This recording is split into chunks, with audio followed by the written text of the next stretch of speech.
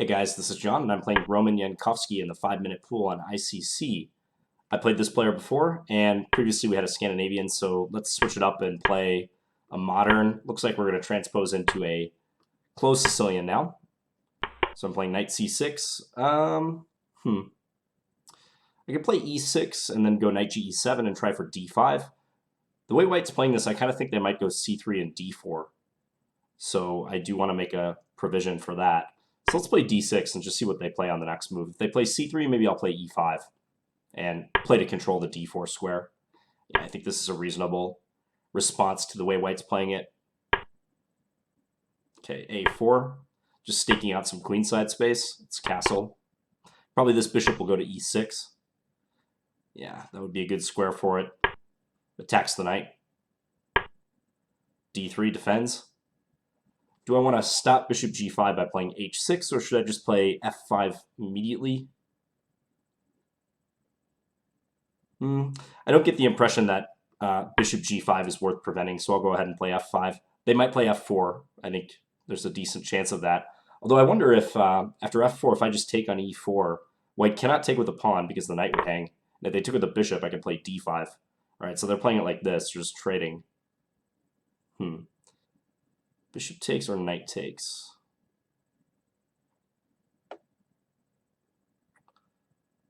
Let's take with a knight.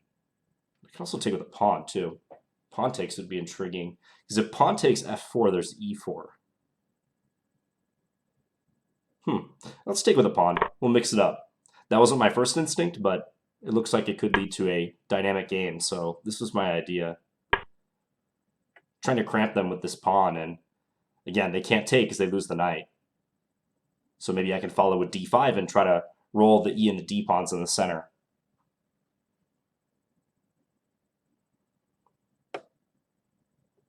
Getting pretty close to 2,500. Feel like I've hit my stride with 5-minute. No, that is not a jinx. I'm not going to jinx myself this game. All right, so if d5, will they play c4? d5, c4, take here. That's got to be good for me. Yeah, let's just support that pawn. I think this is too strong of a pawn simply to trade it for d3. Let's make white work a little bit.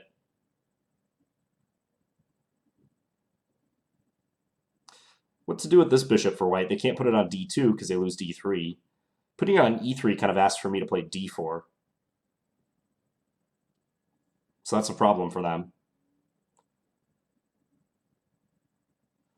Yeah, hard to see where white's getting played because actually almost all their minor pieces are bad. At the moment, literally every minor piece is poor for white.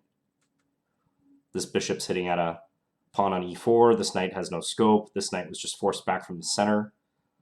Problem with that bishop. And if I were white, I'd probably play bishop e3 and try to deal with the consequences of d4 maybe, but I wouldn't be happy about it. I just don't see how else they're going to play this. Okay, so they take. So if I take with the f pawn, is the idea c4, trying to break up that center. I could take with the d pawn, that'd be the safe way to do it. Well, if I take with the f pawn, c4, knight d4, maybe. Okay, let's just take this way. Striking on the wing. Okay. Somehow I was expecting bishop e3 more than that last move.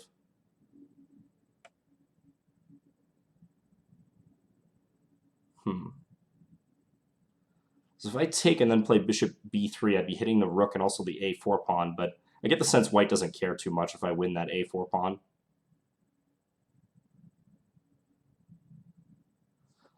So what if I take here instead? Bishop takes e4, maybe knight f5.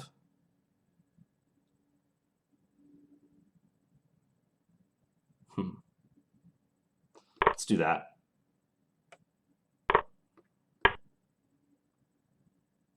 Probably knight g3 will be played, I'm guessing. Yep. Knight d6 or knight h4. Let's go knight h4. Somehow it feels like my knight might be good to go into f3 at some point. If f5, I might have to take on d1. Yeah, take on d1, and then I'd be winning a pawn. I could take on f5, going up a clear pawn there. Okay, so they're going to initiate the trade. Now, if I take with this rook, is bishop e3 coming? Probably. Then I can't play b6 because my knight would hang. So maybe I need to take with this rook. It's kind of looking that way. But if I take that way, they're going to play f5. I might have messed this up. Maybe I have to take with the knight, as weird as that looks. I think I do.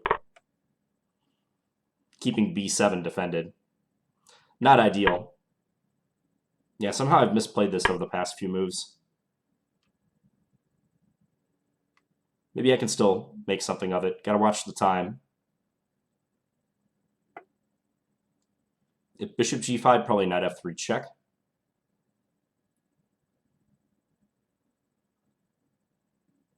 a4 is hanging, so that's useful for us.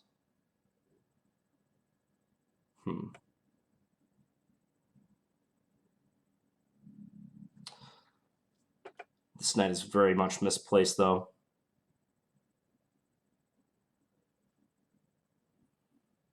I'm going to come here and try to stop any bishop to g5 business.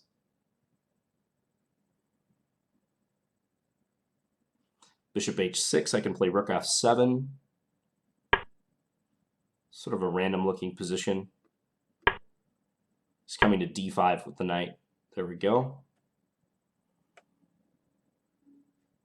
All right, I'm going to take. Play king h8. If king g7, knight h5 was not pleasant. But now I'm fighting against two bishops. This is going to be tricky.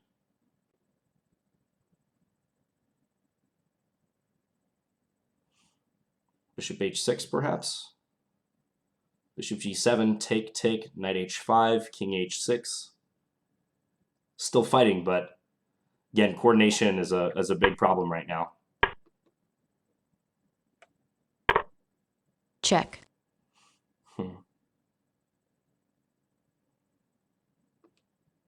Let's come here. And if bishop e4, I'll play king h6, I suppose. Check. Maybe king up. Let's go king up. King's very precarious on this square, I know. I'm threatening to take the pawn. They're going to come in with this rook to d5. I should have seen that coming. Check. All right, I need to give my king some breathing space. You can just take it with his rook. Then I have rook takes f6, right? Knight e4. Blew it. Okay, yeah, that's a complete loss of a rook. Somehow I blew a very promising position out of the middle game. Yeah, right where white captured on e4, things started going astray. I think maybe I should take with the f-pawn instead. The thing I don't like about f-pawn takes, though, is c4. Maybe my center isn't as good as I thought it was. Still feels like this position should be fine. Maybe I should take on d1. Okay, let's go have a look at it. So this game started as a modern and then morphed into a closed Sicilian. Yeah, e5. So I kind of got the feeling the way white was playing this with the knight coming to e2 that they were keeping open the c3 square. So like maybe they wouldn't put a knight here and instead put the pawn there and go d4, as happened in the game. So hence why I played d6. And then e5, trying to clamp down on that square. All of this looked fine. I don't know. Somehow I feel like this is already comfortable for black. Had white's knight been on f3, I'd be much more hesitant to play f5 because of the possibility of knight g5 attacking the light square bishop. But on e2, there's not a knight that's in range of attacking this bishop, so I can play f5 more freely. Let me just fire up the engine right here. Yeah, the engine definitely likes black. Yeah, and I took with a pawn. That wasn't my first instinct, like I was saying. Like, knight takes was actually the move I was considering playing, but then I started thinking about it. I said, well, why not? Why not take towards the center? Yeah, we opened our king a bit, but we get this nice pawn duo on f5, e5, and there's also this e4 idea, trying to knock out the d3 pawn, which is in turn defending the knight. It's possible, yeah, I'm sure knight takes I'm sure knight takes f5 is also decent. f4, queen d7, something like this should be fine too. This rook is primed to come to the center. But this seemed interesting, so I went for it. And then f4, and now e4. Knight a3. The computer thinks that's a mistake. It says white should play knight e3 instead. So if knight e3 and then here, what's the difference? Take.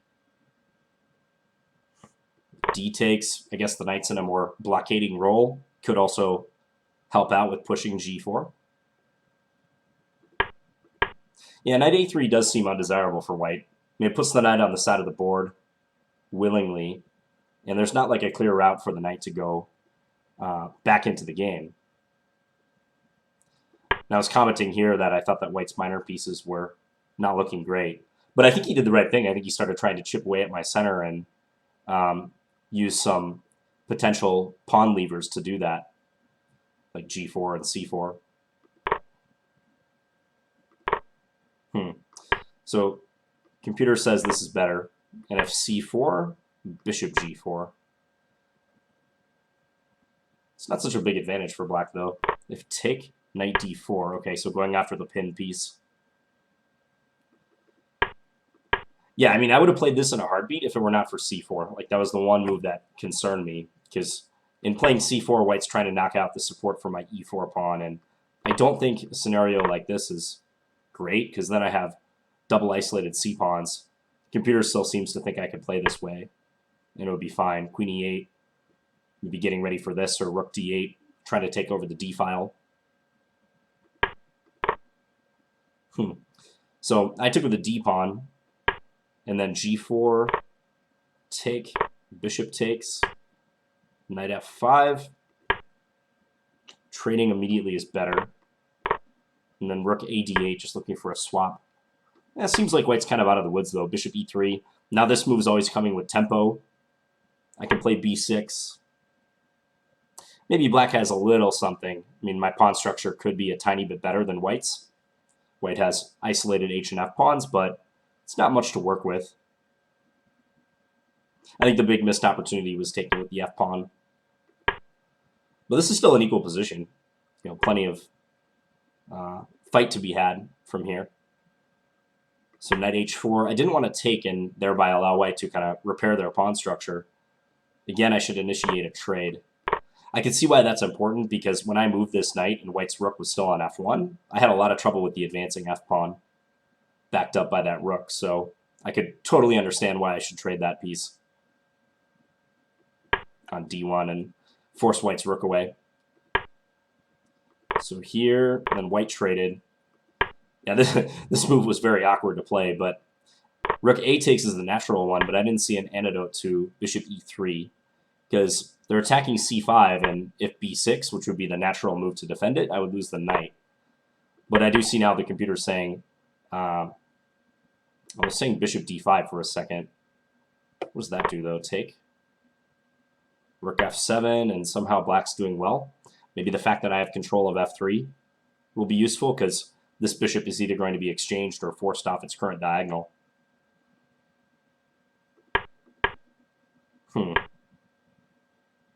Bishop h6 is also playable, using a counterattack to indirectly defend c5. Yeah, this move looks suspect for sure. I mean, it's an ugly move to have to play, moving the knight back to the first rank and severing my coordination between my rooks and taking away a normal square for one of the rooks to go to. It's like that probably was a pretty big mistake. Maybe even I have to play this just because my position's so bad otherwise. And after this, white had a definite initiative. f5 was good, so white's got 1, 2, 3 defenders, and I have 3 attackers. I can't take it and win that pawn. So bishop b3, knight b5. See, now the tables have turned a bit, and I feel like white's coordination is a lot better than mine, mainly thanks to my rooks not being connected and this knight being so bad on d8. Also the possibility of f6 or bishop g5 at various moments. So I tried to blockade that f-pawn. Probably not the greatest. Yeah, this was a good maneuver. Knight c7 to d5. Forcing me to make a tough call, either agree to the trade of the knight for the dark square bishop or trade off my light square bishop, which is what I opted for, Check. but this also worked out nicely for white. Check. Check. Yep, this was good. I cannot take the pawn because of knight h5 check, forking the king into rook. So I played king here. Yeah, it's pretty bad no matter where I put the king now. Check. Check. King g5. Rook a d1 was simple and good. Yeah, introducing this. Check. I think I pretty much have to attempt to get rid of this because white's current threat is mate. Rook d5, king to h6, and then rook over to h5. Checkmate, supported by the knight. So, yeah, say I play something like this. Check. I would have to play knight f5 to even stave off mate for now, but a line like this. Checkmate. And that bishop does such a good job of helping out the attack, and also this pawn controls g7. Check. So hence I try to give up a pawn and fight back a little bit, but yeah, this loses Check. to knight e4 when I try to regain the pawn. I think it's pretty much losing anyways. Objectively, I should probably get my knight off the back rank, maybe here. I don't know. Rook d7. Yeah, white's having all the fun. My king is in a very poor position still, and their rooks are attacking. Every piece is working in concert for white.